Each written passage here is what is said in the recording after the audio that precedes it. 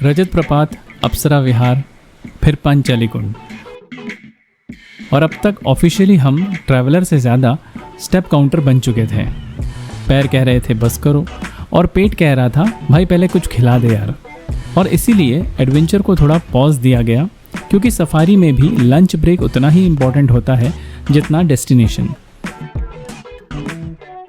और हम पहुंच गए यहाँ के एक फेमस स्टॉप बेटा बावर्ची। और वैसे एक बात क्लियर कर दूं, ये कोई पेड प्रमोशन नहीं है, ये सीधा पेट और एक्सपीरियंस अप्रूव्ड रिव्यू है। हमने ऑर्डर किया गरम गरम आलू पराठा, साथ में दही और साथ में पनीर पराठा भी। उस वक्त तो वो पराठे भी 5 स्टार के लेवल के लग रहे थे। और ट्रैवल का एक हिडन ट्रुथ ये भी होता है कि जब कस की भूख लगी हो तो सूखी रोटी भी 5 स्टार वाली फीलिंग देती है। फिर यहाँ थोड़ा रिलैक्स किया, फ्रेश हुए, बातें की, यहाँ के एम्बियंस को एंजॉय करते करते लाइफ को थोड़ा सा स्लो कर दिया। और फिर आगे बढ़ने से पहले गर्मी में थोड़ी सर्दी का एहसास लेने के लिए मेरे दोस्त शिवम ने मारी एक धांसू एंट्री रेस्टोरेंट के गेट पर लगे वाटर शॉवर के नीचे, और उस एक्सप्रेशन से लग रहा था जैसे उसे डायरेक्ट हिमालय से ब्लेसिंग्स मिल रही हो। मौसम तो ऐसा लग रहा है दिल गार्डन गार्डन हो रहा है, बहुत मजा आ रहा है यहाँ पे। अब पेट भी खुश था और दिल भी रेडी। हम वापस बैठ गए जिप्सी में और हमारा अगला स्टॉप था बी फॉल। थकान बहुत थी लेकिन एक्साइटमेंट भी। वैसे भी ट्रैवलिंग का एक रूल है, आप जितना थकोगे उतना याद रहेगा। और फिर हम पहुंच गए बी फॉल के गेट पर।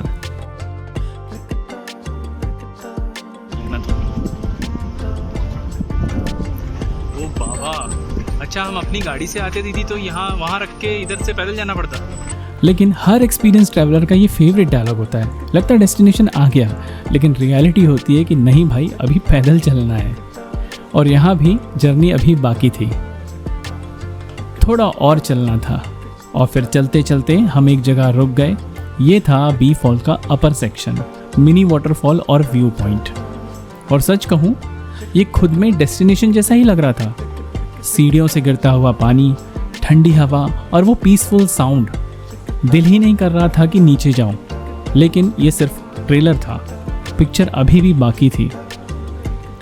यहीं पर हमारी गाइड रानी दीदी ने बी फॉल के बारे में कुछ इंटरेस्टिंग बातें बताई। पॉइंट पर आप लोग आए हुए हैं, ये है बी फॉल। पार्किंग से जहाँ हमारी गाड़ी पार्क हुई है वहाँ से 100 मीटर में ये मिनी वाटरफॉल है। मिनी वाटरफॉल में फ्री बेस पेडिक्योर होता है, फिश पेडिक्योर। पानी में आप कहीं भी पैर डाल कर बैठेंगे तो पेडिक्योर हो जाएगा। मिनी वाटरफॉल से मेन वाटरफॉल में 150 फीट की हाइट से पानी गिरता है, 150 की हाइट से। जब उस पानी में आप लोग नहाते हैं तो ऐसा लगता है जैसे हनी बी ने डंक मारा है, बॉडी मसाज होता है। पानी का साउंड भी हनी बी की तरह आता है। बी फॉल इसलिए कहा जाता है इसको क्योंकि यहाँ बहुत सारी हनी भी पाई जाती है, इसलिए इसको बी फॉल कहा जाता है। इसका जो पुराना नाम था वो जमुना प्रपात था। ऐसा कहा जाता है कि यहाँ पर बहुत सारे जामुन के झाड़ लगे, उनकी जड़ों से पानी निकल के जा रहा है, इसलिए इसका नाम जमुना प्रपात रखा गया। लेकिन जब ब्रिटिश आए तो उन्होंने बहुत सारी हनी भी देखी और इस वाटरफॉल का नाम दे दिया बी फॉल। ठीक है, तो आप लोग यहाँ से चल जाइए सर, ये व्यू पॉइंट है। यहाँ से आप व्यू देखेंगे, कॉर्नर से देखिएगा तो आपको लेफ्ट हैंड में वाटरफॉल नजर आएगा। वहाँ से सीधा आपको ऊपर जाना है और ये रास्ता भी वहीं जाके मिल जाता है। 400 स्टेप डाउन वैली में आपको नीचे जाना पड़ेगा। ठीक है, उतना ही आपको आना है। आने के बाद में कुछ देर यहाँ पर आप पेडिक्योर वगैरह कर लीजिए और यहाँ भी आप नहा सकते हैं, एंजॉय कर सकते हैं। ठीक है, क्योंकि आप थक जाएंगे, 400 सीढ़ी जाएंगे, 400 सीढ़ी आएंगे बस। तो यहाँ पर कुछ देर रेस्ट कर लीजिए, फिर हम नेक्स्ट पॉइंट चलेंगे। ठीक, अगला पॉइंट क्या दीदी? और इन सब बातों को सुनकर वाकई में लग रहा था कि ये नाम बिल्कुल सही रखा गया है। अरे हाँ, और फिर मुझे याद आया कि मैं यहाँ पहले भी आया था, आज से 28 साल पहले। तब मैं लगभग 8 साल का था। तब ना कैमरा होता था, ना सिनेमैटिक शॉट्स, सिर्फ यादें। और अजीब बात है, जगह वही थी, बस हम थोड़े बड़े हो गए हैं।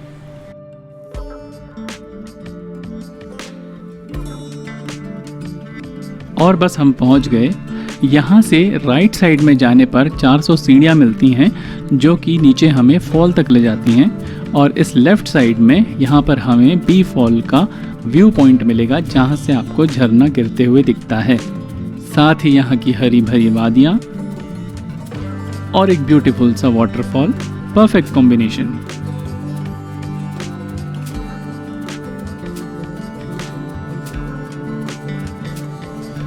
और फिर शुरू हुआ असली टेस्ट। 400 सीढ़ियाँ नीचे और 400 सीढ़ियाँ वापस ऊपर।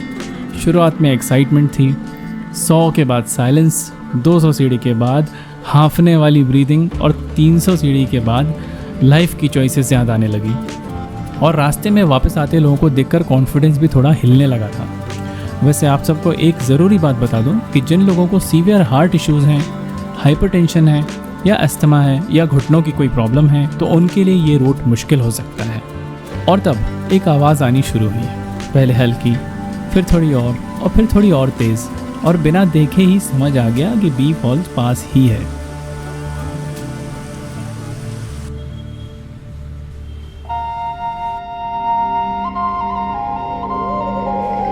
और फिर हम पहुंच गए बी फॉल। वो पहली झलक, ऊपर से गिरती हुई सफ़ेद धार, धरती को छूती हुई, मिस्ट हवा में घुलती हुई, जैसे आसमान ने अपना एक टुकड़ा पहाड़ों को उपहार में दे दिया हो। पानी गिर नहीं रहा था, गा रहा था, और हम सब ऑडियंस बने हुए थे। सच कहूँ, कुछ जगह सिर्फ देखी नहीं जाती, सीधे दिल में उतर जाती है।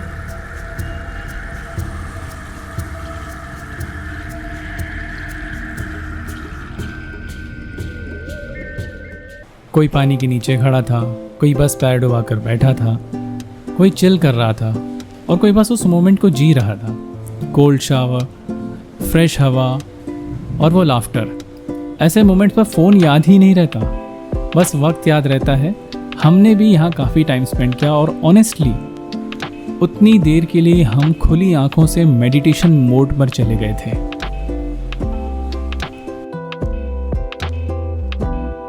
और फिर क्या, फिर हमारा photographer mode on. Waterfall photography का एक अलग ही चैलेंज होता है, और इसमें एक बहुत एक्साइटमेंट भी है, क्योंकि जब आप रिजल्ट देखते हैं तो आप बहुत खुश होते हैं। पानी को फ्रीज करो या उसको दूध की तरह फ्लो होने दो, एंगल ढूंढो, लाइट को समझो और सही वक्त का वेट करो। और कुछ ऐसे फ्रेम्स जो शायद सोशल मीडिया से ज़्यादा यादों के लिए थे। कभी कभी बेस्ट फोटोज़ वो नहीं होते जो परफेक्ट हों, वो होते हैं जो उस मोमेंट को हमें वापस जीने का मौका देते हैं। और फिर वापस वही 400 सीढ़ियाँ।